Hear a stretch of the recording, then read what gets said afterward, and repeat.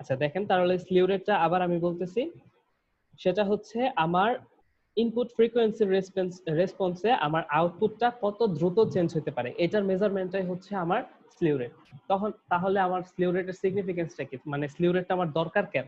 ঠিক আছে, স্লিউ রেটটা আমার দরকার তখনই যখন হচ্ছে আমি আমার অপএম্পকে হাই ফ্রিকোয়েন্সিতে আমি চালাইতে যাই বা হাই ফ্রিকোয়েন্সিতে অপারেট করতে চাই। ঠিক আছে, তখন হচ্ছে আমার স্লিউ রেটটা দরকার পড়তেছে, কারণ হচ্ছে তখন আমার কি খুব অল্প সময়ের মধ্যে আমার এই যে আউটপুট আমি যেটা পাইতেছি, বা হচ্ছে আমি অল্প সময়ের মধ্যে যদি কোনো ইনপুট দেই, সেই চেঞ্জটা আউটপুটে আমার খুব অল্প সময়ের মধ্যে প্রয়োজন। ঠিক আছে, তো এই কারণে হচ্ছে আমার স্লিউ রেটটা দরকার। এই স্লিউ রেটটা হচ্ছে এমন একটা মেজারমেন্ট যেটা হচ্ছে আমার প্রকাশ করে কি আমার ইনপুট ফ্রিকোয়েন্সি রেসপন্সে আমার আউটপুটটা কত দ্রুত চেঞ্জ হচ্ছে সেটা আমার মেজার করে। আচ্ছা, এখন দেখেন এখানে বলা হয়েছে যে একটা অপএম্পের একটা স্লিউ রেট যদি 0.5 ভোল্ট পার মাইক্রোসেকেন্ড হয়। ঠিক আছে, তো স্লিউ রেটের আপনার একক হচ্ছে ভোল্ট পার মাইক্রোসেকেন্ডই নরমালি দেয়। ঠিক আছে, তো 0.5 ভোল্ট পার মাইক্রোসেকেন্ড মানে হচ্ছে এই অ্যাম্পলিফায়ার থেকে যে আউটপুটটা বের হইতেছে সেটা হচ্ছে পার মাইক্রোসেকেন্ডে 0.5 ভোল্ট চেঞ্জ হইতে পারে। ঠিক আছে, খুবই সিম্পল একটা জিনিস, জাস্ট এটুকু মনে রাখবেন। আচ্ছা, এখন দেখেন যদি একটা স্লিউ রেটের হিসাব যদি আমি করতে চাই, ম্যাথমেটিক্যাল টার্মের সাপেক্ষে যদি আমি হিসাব করতে চাই, তো আপনি চিন্তা করেন যে এখানে আমার যে একটা অপএম্প আছে, অপএম্পের আমার আউটপুটে যে ভোল্টেজটা আছে, ধরেন সাইনোসয়েডাল ওয়েভে আমি চিন্তা করি আউটপুট, এখানে দেখেন কে sine twice pi F T. ঠিক আছে, এখানে কেটা হচ্ছে আমার পিক আউটপুট ভোল্টেজ। ঠিক আছে, এটা মনে রাখেন, কেটা হচ্ছে পিক আউটপুট ভোল্টেজ। তো এখন যদি আমি পুরো ইকুয়েশনটাকে ডেরিভেটিভ করি তাহলে কি আসতেছে দেখেন, আমার কে তো বাইরে থাকবে, টুয়াইস পাই এফ বাইরে চলে আসবে এবং সাইনটা কি হয়ে যাবে, কস হয়ে যাবে। তো যখন আমি নেক্সট লাইনে কি করব, এই ডেরিভেটিভের ম্যাক্সিমাম ভ্যালু বের করব, তখন কি হবে, কজ এর ম্যাক্সিমাম ভ্যালু আমরা জানি কি +1, সেহেতু কজ এর ম্যাক্সিমাম ভ্যালু +1 বসে যাবে এবং বাকি যেগুলো আছে টুয়াইস পাই এফ কে, ঠিক আছে, এইটুকু থাইকা যাবে। ঠিক আছে, তার মানে হচ্ছে আমি এখানে কি পাচ্ছি, আউটপুটের রেট অফ চেঞ্জ কার সাপেক্ষে, টাইমের সাপেক্ষে এবং তার ম্যাক্সিমাম ভ্যালু। ঠিক আছে, এখানে একটা জিনিস খেয়াল করেন, আউটপুটের রেট অফ চেঞ্জ, ঠিক আছে, কার সাপেক্ষে, টাইমের সাপেক্ষে, এবং আউটপুটের রেট অফ চেঞ্জ টাইমের সাপেক্ষে যে ভ্যালুটা তার ম্যাক্সিমাম ভ্যালু। ঠিক আছে, এটা সমান পাচ্ছি টুয়াইস পাই এফ কে। ঠিক আছে, এবং ম্যাথমেটিক্যালি এই মেজারমেন্টটাকেই আমি স্লিউ রেট বলতেছি। ঠিক আছে, এখানে দেখেন যে slew rate is defined by the maximum rate of change of output voltage per unit of time. ঠিক আছে, এখন কিভাবে হইলো আগেরটার সাথে একটু মিলান। আর এটা টি হ্যাঁ, এর আগেরটা সাপেক্ষে না হতো, আর এটা ফ্রিকোয়েন্সির সাপেক্ষে হতো না, না, কারণ আমরা তো ফ্রিকোয়েন্সি রিউরেটটা ফ্রিকোয়েন্সির না। ইনপুট ফ্রিকোয়েন্সির ওঠানামার কারণে তো আমার ভোল্টেজটা, আউটপুট ভোল্টেজটা ওঠানামা করবে। হ্যাঁ, আমি এটাই বলি তো এখন স্লিউ রেট। দেখেন, এখন চেঞ্জ ইন ফ্রিকোয়েন্সি বলতে আমি কিন্তু এখানে ইনপুটে যে ফ্রিকোয়েন্সি চেঞ্জ করব এমন কিন্তু না। ফ্রিকোয়েন্সি মানে কি, পার সেকেন্ডের হিসাব না? জি স্যার। হ্যাঁ, তো আমি তো এখানে আলটিমেটলি করতেছি কি, পার সেকেন্ডে হিসাব করতেছি, তো আলটিমেটলি ঘুরে ফিরে তো আমার এটা ফ্রিকোয়েন্সি চেঞ্জই হইলো না। ফ্রিকোয়েন্সি চেঞ্জের রেসপন্সে আউটপুট ভোল্টেজটা কিরকম চেঞ্জ হচ্ছে সেটা আমি হিসাব করলাম না। আমি যদি কোনো কিছু পার সেকেন্ডের হিসাব করি তো সেটাই তো ফ্রিকোয়েন্সিতে গেল, সেটাই তো আবার হার্টজে গেল, ঠিক না? ঠিক আছে, ঠিক আছে।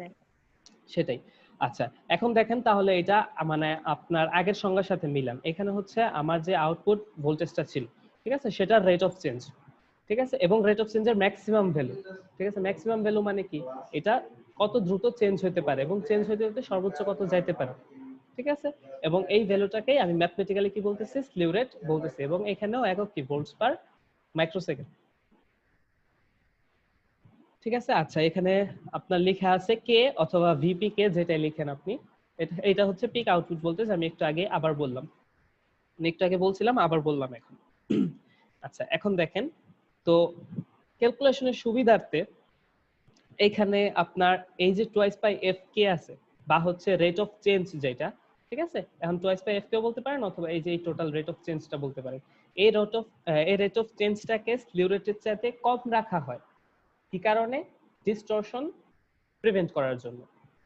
ঠিক আছে, দেখা যায় যে মানে এটা প্র্যাকটিক্যাল কেসে দেখা গেছে, যদি হচ্ছে স্লিউ রেটটা মানে স্লিউ রেটের চাইতে যদি এই রেট অফ চেঞ্জটা বেশি হয়ে যায়, ঠিক আছে, তাহলে হচ্ছে আউটপুট সাইডে আমার ডিস্টরশন দেখা দেয়। তো এই কারণে আমার মানে ক্যালকুলেশনের সুবিধার্থে বা হচ্ছে প্র্যাকটিক্যাল কেসে এটা ইউজ করার সুবিধার কারণে বা হচ্ছে কমপ্লেক্সিটি এড়ানোর জন্য আমার এই যে টোয়াইস পাই এফ কে এর ভ্যালুটা অথবা হচ্ছে বলতে পারেন যে এই রেট অফ চেঞ্জটা এটা হচ্ছে নরমালি আমার যে স্লিউ রেটটা আছে, ঠিক আছে, বা হচ্ছে স্লিউ রেটটা আমি যতটা জানি কোন একটা আমার ডিভাইসের বা কোন একটা অপ অ্যাম্পের তার থেকে কিছুটা কম রাখা হয় বা তার ইকুয়াল রাখা হয়, এর চাইতে বেশি রাখা হয় না, ঠিক আছে, এইটুকু একটু মনে রাখি। তো এখন যদি এই ইকুয়েশন থেকে আমি ম্যাক্সিমাম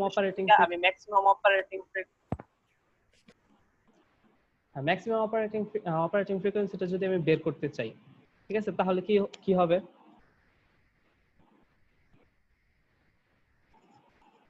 স্যার এখানে ডিসটরশন অফ আউটপুট বলতে কি বোঝাইতেছেন? ডিসটরশন অফ আউটপুট বলতে বোঝাইছে হচ্ছে আপনার যদি এই যে রেট অফ চেঞ্জের ভ্যালুটা, ঠিক আছে, আপনার মনে করেন যে আপনার অপ অ্যাম্পের স্লিউ রেট মনে করেন যে 0.5 ভোল্ট পার মাইক্রোসেকেন্ড দেওয়া আছে, ঠিক আছে, এখন হচ্ছে আপনার রেট অফ চেঞ্জটা এই স্লিউ রেটের ভ্যালু থেকে বাইরে গেল, ঠিক আছে, আপনি এর থেকে বেশি নিয়ে নিলেন, তখন দেখা যাবে আপনার যে আউটপুট পাওয়ার কথা ছিল সেরকম আউটপুট আপনি পাচ্ছেন না, ঠিক আছে, এই আউটপুটে আপনার ডিসটরশন চলে আসছে, মানে হচ্ছে আউটপুটে নয়েজ চলে আসছে, ঠিক আছে, এই জিনিসটাকে বলা হইতেছে ডিসটরশন। মানে আপনি ডেজায়ার্ড আউটপুটটা পাবেন না, যেটা আপনি চাচ্ছেন সেটা পাবেন না।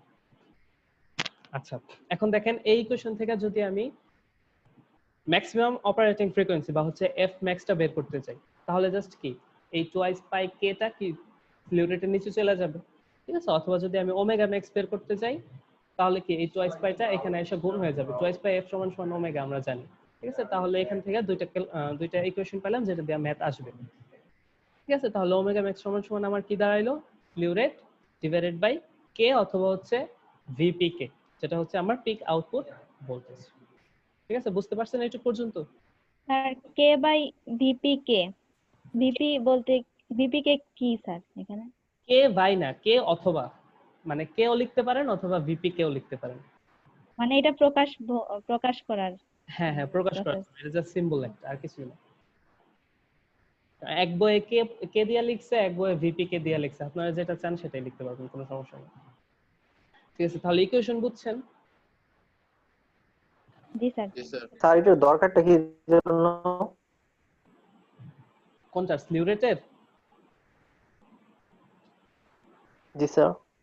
স্লিউ রেটটা দরকার হচ্ছে আপনার, আপনি যদি হাই ফ্রিকোয়েন্সিতে কোনো একটা অপ অ্যাম্প ইউজ করতে চান, ঠিক আছে, তখন আপনার এটার ক্যারেক্টারিস্টিক আপনি দেখে নেবেন, কারণ হচ্ছে আপনার মনে করেন যে আপনার দরকার, মানে আপনি একটা ডিভাইসে আপনি অপ অ্যাম্পটা ইউজ করতে যাচ্ছেন বা আপনি অ্যাম্পলিফায়ার হিসেবে অপ অ্যাম্প ইউজ করতে যাচ্ছেন, তো এখন দেখলেন হচ্ছে আপনার যে সার্কিটে যে পরিমাণ কারেন্ট আছে বা সার্কিটের যে পরিমাণ আপনি যে ফ্রিকোয়েন্সিতে আপনি অপারেট করতে চাচ্ছেন সেটার সাথে হচ্ছে আপনার অপ অ্যাম্পের মানে স্পেসিফিকেশন মিলতেছে না, তখন কি আপনি যে পরিমাণ অ্যাম্পলিফিকেশন চাচ্ছেন সেই পরিমাণ অ্যাম্পলিফিকেশন তো পাবেন না, ঠিক আছে, তো এই জন্য যখন আপনি অপ অ্যাম্প কিনতে যাবেন তখন দেখবেন যে অপ অ্যাম্পের গায়ে লেখা আছে বা হচ্ছে এটা ডাটা শিট দেখলে আপনি দেখতে পারবেন যে এটা স্লিউ রেট কত, তখন ওইটা দেখলে আপনি যখন অ্যানালাইসিস করবেন তখন হিসাব করে বের করতে পারবেন যে না আমার এই ভ্যালুর স্লিউ রেট দরকার বা হচ্ছে এই ভ্যালুতে দরকার, কারণ এই ভ্যালু না হইলে আমি আমার সার্কিটে এই ফ্রিকোয়েন্সিতে এটা অপারেট করতে পারবো না, ঠিক আছে, তো এই জিনিসটার জন্য হচ্ছে আমার স্লিউ রেটটা দরকার, ঠিক আছে। আচ্ছা, তো জি স্যার, আপনাদের জন্য একটা বুঝতে সেলফ পারছি স্টাডি, আপনাদের জন্য একটা সেলফ স্টাডি আছে, দেখেন এটা বইটাই ঘাটলেই পাবেন, নিজেরা একটু পড়বেন, কষ্ট করে খুঁজে বের করে পড়বেন। দেখেন প্রশ্নটা হচ্ছে কি, যদি আমি ম্যাক্সিমাম অপারেটিং ফ্রিকোয়েন্সি চাইতেও বেশি ফ্রিকোয়েন্সিতে অপ অ্যাম্প কে অপারেট করাই তখন কি ধরনের প্রবলেম হয় বা কি হয়, প্রবলেম হয় না ভালো হয়, সেটা আপনারা একটু খুঁজে বের করবেন, ঠিক আছে। প্রশ্নটা দেখেন, খেয়াল করে রাখেন বা লিখতে চাইলে লিখে রাখতে পারেন যে what happens when the maximum operating frequency of an op amp is exceeded, ঠিক আছে। নেক্সট ক্লাসে আমার বললেন যে এটার উত্তর পাইছি বা পাই নাই, পাইলেও বললেন না পাইলেও বললেন। স্যার এখানে মানে হচ্ছে যে বেশি হইলে কি সমস্যা হইতে পারে এরকম? সমস্যা হলে সমস্যা বা ভালো হইলে ভালো সেটা তো আমি এখনো জানি না, আপনারা জানাইলে তারপরে জি স্যার। জানতে পারবো, ঠিক আছে। আচ্ছা মানে দেখেন, স্যার ইনপুট ফ্রিকোয়েন্সি যদি বেশি হয় তাহলে কি প্রবলেম হবে কিনা এই প্রশ্নটা এখানে। ফ্রিকোয়েন্সি না, এই যে এখানে আমি যে ম্যাক্সিমাম অপারেটিং ফ্রিকোয়েন্সি বের করছি না এফ ম্যাক্স, ঠিক আছে, এখানে যে আমার টোয়াইস বাই এফ কে বের করছিলাম স্লিউ রেট, ঠিক আছে, এখানে যে ফ্রিকোয়েন্সিটা ছিল আমার এই ফ্রিকোয়েন্সিটা যদি ম্যাক্সিমাম অপারেটিং ফ্রিকোয়েন্সির চাইতে বেশি হয়ে যায়, ঠিক আছে, এই ফ্রিকোয়েন্সির ভ্যালুটা যদি আমার ম্যাক্সিমাম অপারেটিং ফ্রিকোয়েন্সি ভ্যালু চাইতে বেশি হয়ে যায় তখন কি হবে? প্রশ্নটা হচ্ছে এটা। বুঝতে পারছেন? আচ্ছা, এখন দেখেন আরেকটা টপিক, ইন্টারনাল কম্পেনসেশন ক্যাপাসিটর। ঠিক আছে, এটা ওইরকম ইম্পর্টেন্ট কিছু না, জাস্ট জানার জন্য জানানো যে আপনারা যদি অপ এম্পের টোটাল একটা ডাটা শিট দেখেন, ঠিক আছে, ডাটা শিটে একদম পুরো সব ভ্যালু, তারপর হচ্ছে ক্যারেক্টারিস্টিক কোনটার মানে কোন টার্মিনাল থেকে কোন টার্মিনালে, তারপর হচ্ছে সম্পূর্ণ ডায়াগ্রাম যেটা, ঠিক আছে, আপনার হচ্ছে আমরা যখন প্রথমে পড়ছিলাম একটা ব্লক ডায়াগ্রাম পড়ছিলাম, সেখানে আমরা দেখছিলাম কি ডিফারেনশিয়াল অ্যামপ্লিফায়ারের সাথে আমার কি আরো কমন এমিটার অ্যামপ্লিফায়ার আছে, তারপরে হচ্ছে ক্লাস বি পুশ পুল অ্যামপ্লিফায়ার আছে, ঠিক আছে। তো ওগুলো তো সব যখন একসাথে একটা ডাটা শিটে দেখবেন তখন দেখবেন যে একটা ফিডব্যাক ক্যাপাসিটর থাকে, ঠিক আছে, সেটা কোথায় থাকে? কমন এমিটার স্টেজে, ঠিক আছে। আমার যে সেকেন্ড ব্লক ডায়াগ্রামটা ছিল সেখানে কমন এমিটার স্টেজে একটা স্মল নেগেটিভ ফিডব্যাক ক্যাপাসিটর থাকে, ঠিক আছে। নেগেটিভ ফিডব্যাক মানে হচ্ছে আমার যে আউটপুট থেকে যে আউটপুট যেটা পাবো সেই আউটপুট থেকে একটা পথ আমি আবার ইনভার্টিং টার্মিনালে অ্যাড করে দেব, ঠিক আছে। তো এটাই হচ্ছে নেগেটিভ ফিডব্যাক। তো এই একটা ক্যাপাসিটর অ্যাড করা হয়, ঠিক আছে। এখন এই ক্যাপাসিটর অ্যাড করা হয় কি জন্য, ঠিক আছে, সেটা দেখেন। এই ক্যাপাসিটরটা অ্যাড করা হয় ওপেন লুপ গেইনটা কমানোর জন্য, কারণ আমরা জানি কি অপ এম্পের open loop gain normally ideal কেসে ইনফিনিটি থাকে এবং প্র্যাকটিক্যাল কেসেও সেটার ভ্যালু প্রায় 2 লাখ থাকে, ঠিক আছে। তো এই এত হাই গেইন নিয়ে আমি আসলে কোনো জায়গায় প্র্যাকটিক্যালি এটাকে কোনো জায়গায় ইউজ করতে পারবো না, সেই কারণে ওপেন লুপ গেইনটা কমানোর জন্য এই ফিডব্যাক ক্যাপাসিটরটা ইউজ করা হয়, ঠিক আছে। তা আরেকটা, এই ফিডব্যাক ওপেন লুপ গেইনটা যদি আমি কমাই তখন দেখেন কি হয়, ঠিক আছে। তখন আমার এই যে গেইনটা আছে, ঠিক আছে, তখন এই গেইনটা ইউনিটির চাইতেও কমা যায়, মানে একের চাইতেও কমা যায়, ঠিক আছে। কোথায়? সেই ফ্রিকোয়েন্সিতে যে ফ্রিকোয়েন্সিতে আমার 180 ডিগ্রি ফেজ শিফট হচ্ছে, ঠিক আছে। আরেকবার খেয়াল করেন যে যখন আমি ওপেন লুপ গেইনটা কমাই, ঠিক আছে, তখন এই যে ফিডব্যাক ক্যাপাসিটরটা আছে, এই ফিডব্যাক ক্যাপাসিটরের একটা বৈশিষ্ট্য আছে, সেই ফিডব্যাক ক্যাপাসিটরটা কি করে, যে ফ্রিকোয়েন্সিতে আমার 180 ডিগ্রি ফেজ শিফট হয়েছে ওই ফ্রিকোয়েন্সিতে এই গেইনটার ভ্যালু ইউনিটির চাইতেও কমায় দেয়, মানে একের চাইতেও কমায় দেয়। এই একের চাইতে কমায় দিলে কি সুবিধাটা হচ্ছে, একের চাইতে কমায় দিলে দেওয়ার সুবিধাটা হচ্ছে আমার কি, আমার যে জায়গায় ফেজ শিফট হওয়ার দরকার ছিল সেই জায়গায় কোনো ধরনের ফেজ মার্জিন থাকবে না। যদি ফেজ মার্জিন থাকে সেখানে কি থাকতো, অসিলেশন হইতো। যেহেতু আমার এই কাজটা করতেছে মানে গেইনটা কমায় দিতেছে, সেই কারণে সেখানে কোনো ধরনের ফেজ মার্জিন থাকবে না, আর ফেজ মার্জিন না থাকলে কোনো ধরনের অসিলেশনও হবে না। কারণ ফেজ মার্জিন কি আপনাদের আইডিয়া আছে? না স্যার। আচ্ছা, ফেজ মার্জিন কি আমি অল্প কথা একটু দেখাই। দেখেন যে নরমালি যদি আমার একটা পজিশনে, ঠিক আছে, মনে করেন যে এই পজিশনটা জিরোতে থাকার কথা, ঠিক আছে, কিন্তু কোনো কারণে আমার সামহাউ এই পজিশনটা জিরোতে না আইসা এখানে চলে আসলো, তাহলে এখানে আমি একটা গ্যাপ পাইলাম না, এইটুকু, এই যে এইটুকু গ্যাপ পাইলাম না, তখন এই জিনিসটাই হবে আপনার ফেজ মার্জিন, ঠিক আছে। বা হচ্ছে বলা যায় আপনি যদি একদম বোর্ড প্লটের হিসাবে চিন্তা করেন তখন আপনি বলতে পারেন যে আপনার অ্যামপ্লিটিউডের যে কার্ভ আছে, বোর্ড প্লট যখন আপনারা পড়বেন তখন দেখতে পারবেন যে অ্যামপ্লিটিউডের যে কার্ভ আছে সেই অ্যামপ্লিটিউড যখন 0 কে ক্রস করে তখন যে আপনার ফেজ থাকে, ঠিক আছে। তো মনে করেন এই জায়গায় 0 কে ক্রস করছে তখন যে আপনার ফেজ আছে মানে হচ্ছে এইটুকু, তো সেইটুকুকে আমি বলতেছি যে ফেজ মার্জিন, ঠিক আছে।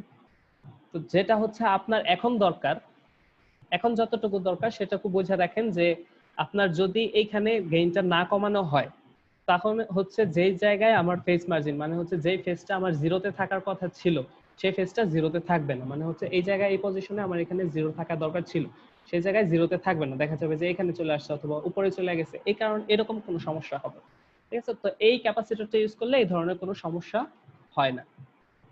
বুঝাইতে পারছি? জি স্যার।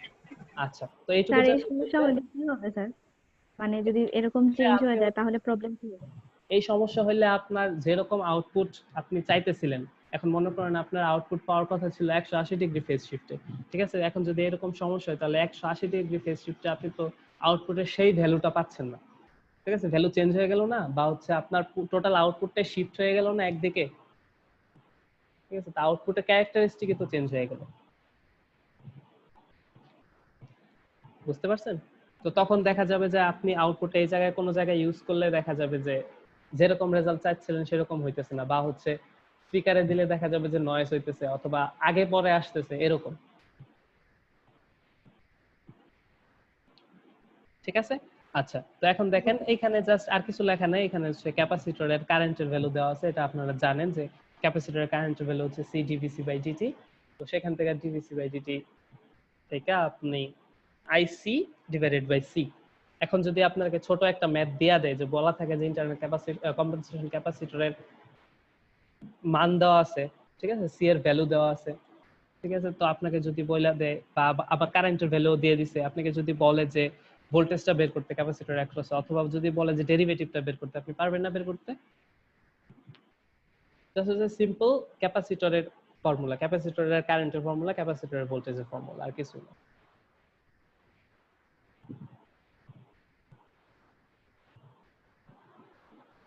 বুঝতে পারছেন?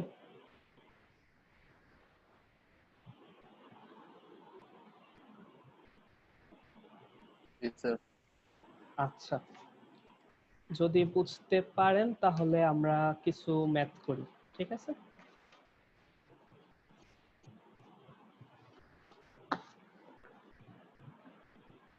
আচ্ছা, আমরা বলছিলাম যে সিএমআরআর আর স্লিউ রেটের ম্যাথ একসাথে করব, কারণ হচ্ছে না তো আলাদা আলাদা করলে আসলে দেখা যায় যে একটা টপিক একটার সাথে মিলানো, তো একসাথে করলে সুবিধা হয়। আচ্ছা, এখানে একটা কোশ্চেন আছে, কোশ্চেনটা বোঝার চেষ্টা করেন। দেখেন, এখানে অপ এম্পে প্রথমে আমি দুইটা ইনপুট দিছি, একটা আউটপুট পাইছি, ঠিক আছে। তারপরে আবার সেই অপ এম্পে আমার আরো দুই ধরনের ইনপুট গেছে এবং আমি আরেকটা আউটপুট পাইছি। এখন আমারে বলেন যে এইখানে যে ইনপুট গেছে এই ইনপুট দুইটা কি ইনপুট, আর এখানে যে ইনপুট গেছে এই দুইটা কি ইনপুট।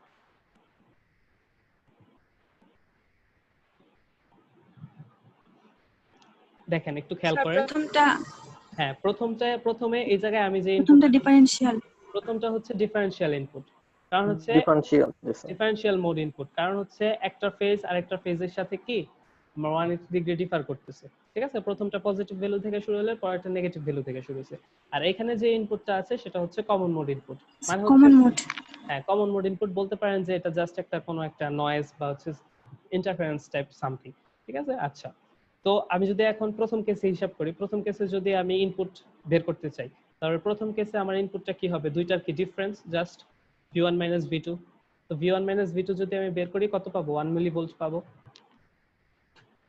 ঠিক আছে, পাইলাম। তাহলে হচ্ছে এখন আমার ডিফারেনশিয়াল মোড গেইন কত হবে, v output by v input, ঠিক আছে। আউটপুট আপনি দেখেন এখানে দেওয়া আছে 8 ভোল্ট, ঠিক আছে, 8 ভোল্ট বসায় দিবেন, ইনপুট বসায় দিবেন, আপনি ডিফারেনশিয়াল মোড গেইন পেয়ে গেলেন, ঠিক আছে।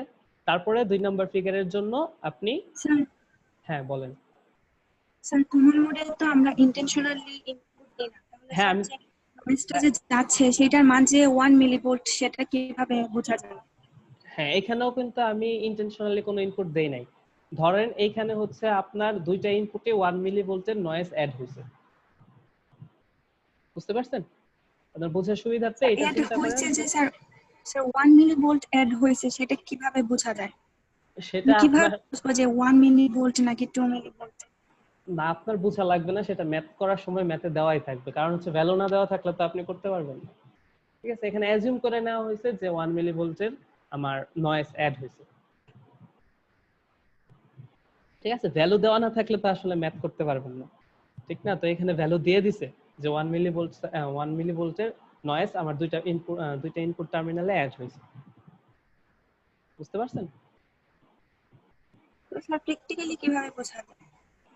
প্র্যাকটিক্যালি বুঝতে চাইতেছেন, প্র্যাকটিক্যালি বুঝতে চাইলে আসলে আপনার ওইরকম হিসাব করে বের করতে হবে। মনে করেন যে আপনি ইনপুট দিছিলেন, ভি ইনপুট মানে v1 একটা ইনপুট দিয়েছেন, v2 তে একটা ইনপুট দিয়েছেন, আউটপুট যেরকম পাওয়ার কথা আপনি ওইরকম পান নাই, ঠিক আছে। তখন আপনি ওই যে আরেকটা ইকুয়েশন পড়ছিলাম না আমরা, ভি আউটপুট সমান সমান এসি ভিসি প্লাস এডি ভিডি, ঠিক আছে। তো ওইখান থেকে হিসাব করে আমরা বের করব যে আমার কমন মোডে কি পরিমাণ গেইন আছে, কমন মোডে গেইন আছে কি পরিমাণ চিন্তা করে তখন আমরা উল্টা দিক থেকে ক্যালকুলেশন করে তারপরে বের করব।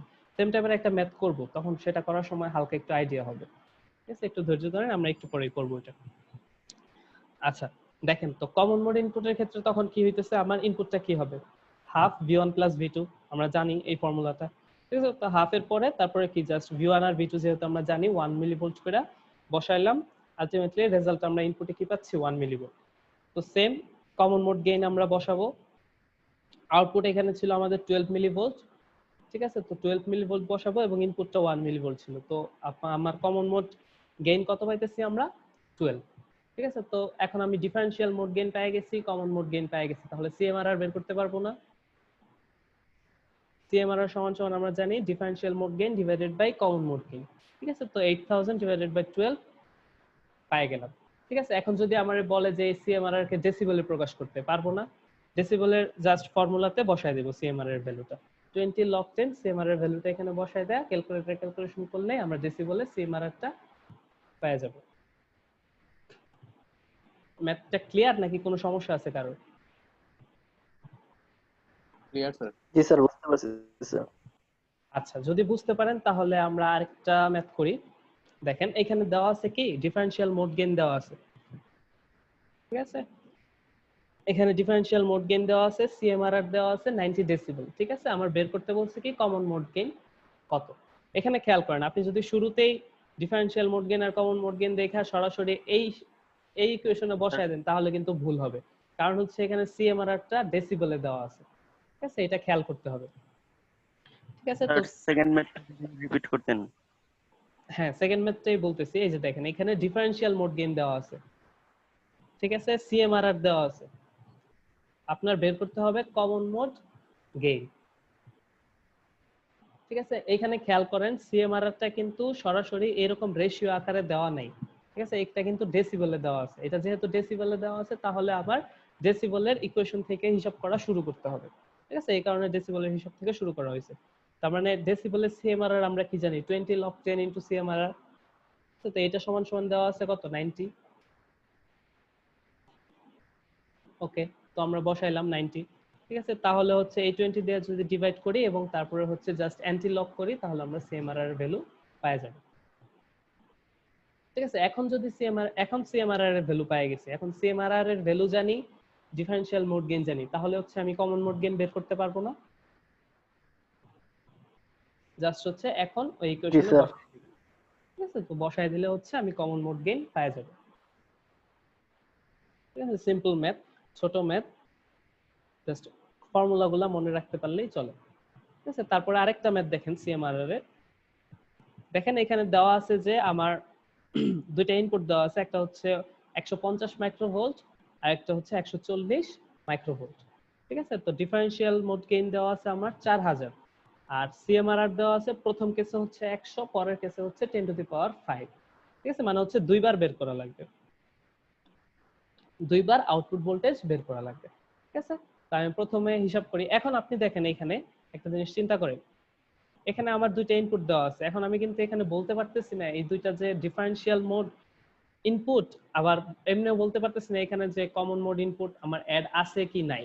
ঠিক আছে, তো যেহেতু আমি এরকম ভাবে শিওরলি বলতে পারতেছি না তাহলে আমার কি আমার দুইটা কেসই কনসিডার করা লাগবে। ঠিক আছে, এখানে ডিফারেনশিয়াল মোড হিসেবেও কনসিডার করা লাগবে, আমার কমন মোড হিসেবেও কনসিডার করা লাগবে। ঠিক আছে, তো ডিফারেনশিয়াল মোড হিসেবে যদি কনসিডার করি তাহলে আমি ভিডি কি জাস্ট একটা থেকে আরেকটা বিয়োগ দিব, বড়টা থেকে ছোটটা বিয়োগ দিব, তাহলে আমি কি ডিফারেনশিয়াল মোড ভোল্টেজ পেয়ে গেলাম। ঠিক আছে, যেটা হচ্ছে ডিফারেন্স। আচ্ছা, আর কমন মোড ভোল্টেজও আমি কি পাবো, জাস্ট হচ্ছে দুইটা যোগ করে হাফ দিয়ে গুণ করে দিলে আমি কি কমন মোডে পেয়ে যাব। তাহলে পাইলাম, একটা পাইলাম 10 মাইক্রোভোল্ট, একটা পাইলাম 145 মাইক্রোভোল্ট। ঠিক আছে, এখন দেখেন আমি একটা ফর্মুলা জানি সরাসরি আউটপুট ভোল্টেজ আর সিএমআরআর এর, যে ভি নট সমান সমান এটি VD into 1 plus 1 by CMRR VC by VD. ঠিক আছে, এই ফর্মুলা আমরা সিএমআরআর যখন করছিলাম তখন দেখছিলাম। ঠিক আছে, তো এডি ভিডি আমরা তো জানি কত, এডি দেওয়া ছিল আমার 4000, ভিডি আমরা পাইছি 10 মাইক্রোভোল্ট, এখানে 1 তো 1, সিএমআরআর প্রথমে আমি 100 বসাইছি, ভিসি আমরা পাইছিলাম 145, ভিডি আমরা পাইছি 10। ঠিক আছে, তো বসায় দিলে সরাসরি আমরা ক্যালকুলেশন করলে ক্যালকুলেশনে মান পেয়ে যাব 45.8 মিলিভোল্ট। ঠিক আছে, এবং সেকেন্ড কেসে আমার সিএমআরআর এর ভ্যালু ছিল 10 টু দি পাওয়ার 5। তো প্রথমে একবার 100 দিয়ে ক্যালকুলেশন করতে বলছে, একবার 10 টু দি পাওয়ার 5 দিয়ে ক্যালকুলেশন করতে বলছে। তো আমরা 10 টু দি পাওয়ার 5 দিয়ে যখন ক্যালকুলেশন করলাম তখন দেখলাম যে আমার ভ্যালু আসছে কত 40.006 মিলিভোল্ট। আচ্ছা, এখন আমারে বলেন যে আমি যখন সিএমআরআরটা বাড়াইলাম, সিএমআরআর বাড়ানোর ফলে আমার এখানে আউটপুটের চেঞ্জটা যে হয়েছে, ঠিক আছে, এটা কি রকম চেঞ্জ হয়েছে কেউ বলতে পারবেন?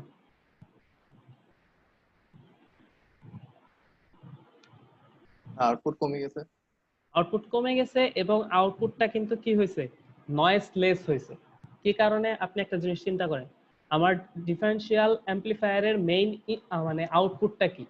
মেইন আউটপুটটা কিন্তু হচ্ছে আমার ডিফারেনশিয়াল ইনপুটের কারণে আমি যে আউটপুটটা পাই, বা হচ্ছে দুইটা ইনপুটের ডিফারেন্সটা যা সেটা অ্যাম্পলিফাই করলে আমি যে আউটপুটটা পাই সেটাই কিন্তু আমার মেইন আউটপুট। ঠিক আছে, তো এইখানে দেখেন আমার দুইটা ইনপুটের ডিফারেন্সটা কত, 10 মাইক্রোভোল্ট। ঠিক আছে, এবং হচ্ছে আমার ডিফারেনশিয়াল মোড গেইন কত, 4000। তো 4000 আর যদি 10 মাইক্রোভোল্ট আমি মাল্টিপ্লাই করি তাহলে কত থাকবে, 40 মিলিভোল্ট থাকবে। ঠিক আছে, তো দেখেন যত আমি সিএমআরআর বাড়াচ্ছি, ঠিক আছে, তত হচ্ছে আমার কমন মোডের কারণে যে ধরনের আমার গেইন হয়েছিল বা হচ্ছে যে ধরনের আমি আউটপুট পাচ্ছি সেটা কিন্তু কমে আসতেছে। মানে হচ্ছে কি, নয়েজটা আমার কমে আসতেছে। ঠিক আছে, তো এই কারণে আমি এখানে একটা ডিসিশন দিতে পারি যে সিএমআরআর যত বাড়বে নয়েজ তত জিরো হবে। মানে হচ্ছে কি, আমার আলটিমেট আউটপুটটা তত কি হবে, ডিফারেনশিয়াল মোড আউটপুটের কাছাকাছি থাকবে। বুঝতে পারছেন? মানে স্যার ভোল্টেজটা আউটপুট যেটা পাবো সেটা একটু পিওর হবে এরকম। হ্যাঁ, পিওর হবে, কারণ ওটা নয়েজলেস হবে। কারণ হচ্ছে আমি জানি কি কমন মোড ভোল্টেজ মানেই হচ্ছে কি, মানে কমন মোড নয়েজ ইনপুট থাকবে। মানেই হচ্ছে কি নয়েজ। যদি আমার Noise. নয়েজ অ্যাড হয় তাহলে আউটপুটেও সেটা কি নয়েজ ক্রিয়েট করবে না? জি স্যার। ঠিক আছে, আচ্ছা। তো সিএমআরআর মোটামুটি এইটুকু পর্যন্ত করলেই কয়েকটা ম্যাথ দেখলেই চলবে। স্লিউ রেটের দুইটা ম্যাথ দেখেন। এখানে খেয়াল করেন যে একটা সার্কিট দেওয়া আছে, তো ফিডব্যাক আপনারা এখনো পড়েন নাই, তো নরমালি একটা ফর্মুলা জেনে রাখেন, তো যখন পড়বো তখন আসলে এটা ডেরিভেটিভটা মানে ডেরিভেশন কেমনে আসছে সেটা বলে দিব। আপাতত একটা জেনে রাখেন যে ক্লোজড লুপ গেইন মানে হচ্ছে যখন আমার ফিডব্যাক থাকে তখন হচ্ছে গেইন বের করার ফর্মুলা হচ্ছে জাস্ট এইটা। ঠিক আছে, আরএফ বাই আর1। এখানে আরএফ মানে হচ্ছে ফিডব্যাক রেজিস্টর, মানে হচ্ছে যেই রেজিস্টরটা আমার ফিডব্যাক পাথে লাগানো থাকে, আর আর1 মানে হচ্ছে ইনপুটে যেই রেজিস্টরটা লাগানো থাকে। জাস্ট এই ফর্মুলাটুকু এখন জেনে রাখেন, যখন আমরা পরবর্তীতে যখন ফিডব্যাক করব তখন এই ফর্মুলা ডেরিভেশনটা দেখবেন কিভাবে আসছে। ঠিক আছে, তো এখানে দেখেন কি বের করতে বলছে, যে আমার ম্যাক্সিমাম ফ্রিকোয়েন্সি বের করতে বলছে। ঠিক আছে, তো ক্লোজড লুপ আমার যে গেইনটা আছে সেটা আমি সরাসরি এই ফর্মুলা দিয়ে বের করতে পারি, যে আরএফ বাই আর1 240 বাই 10 কিলো ওহমস সমান সমান কত থাকতেছে, 24। ঠিক আছে, তো আউটপুট ভোল্টেজ আমরা জানি কি গেইন ইনটু ইনপুট। ঠিক আছে, তো আমরা গেইন বের করছি 24, আমার ইনপুট দেওয়া ছিল কত, 0.02 ভোল্ট। ঠিক আছে, এখানে ভ্যালু দেওয়া আছে 0.02 ভোল্ট। ঠিক আছে, তো বসাইলে আমরা পাইতেছি 0.48 ভোল্ট। ঠিক আছে, তো এখানে দেখেন আমার ইনপুটে একটা ফ্রিকোয়েন্সি দেওয়া আছে, ঠিক আছে, ওমেগায়। সেহেতু আমরা ওমেগাতেই বের করি, তাহলে আমার কম্পারিজন করতে সুবিধা হবে। ঠিক আছে, তো আপনি যদি এফ বের করতে চান, সরাসরি ফ্রিকোয়েন্সি বের করতে চান, সেটাও পারবেন, কোনো সমস্যা নেই।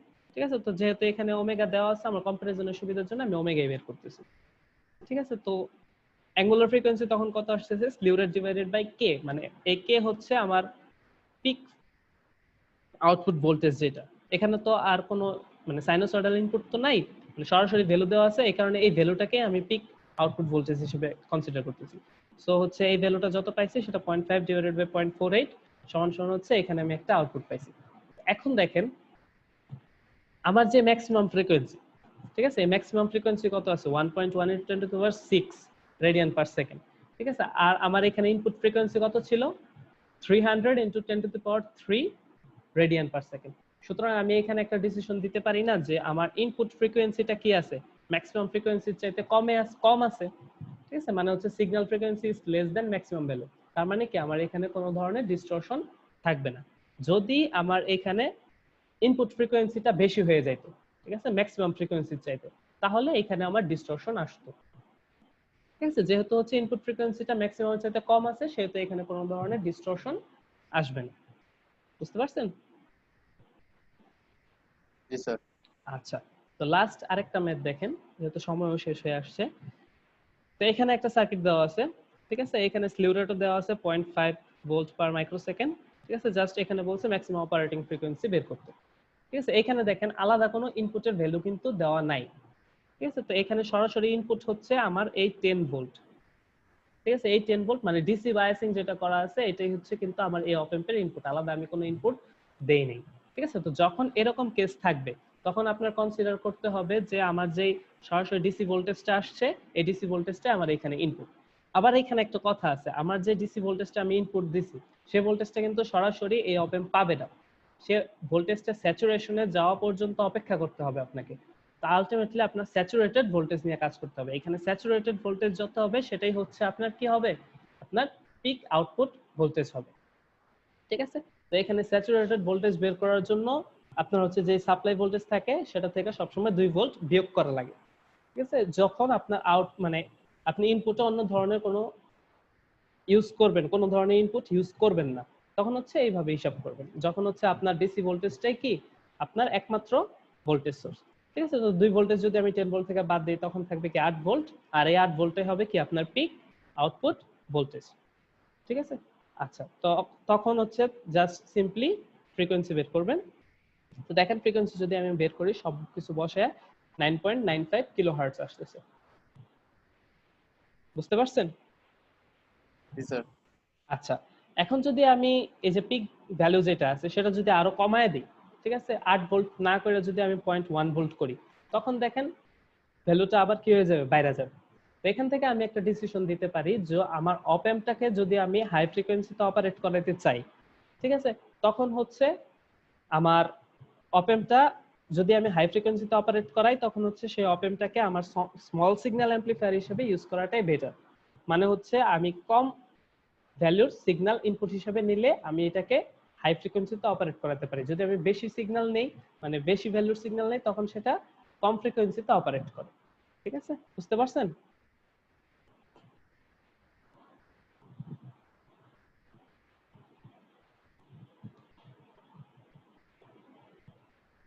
আচ্ছা, তো ক্লাস মোটামুটি সময় শেষ হয়ে গেছে, আর বেশিক্ষণ সময়ও নাই। আপনার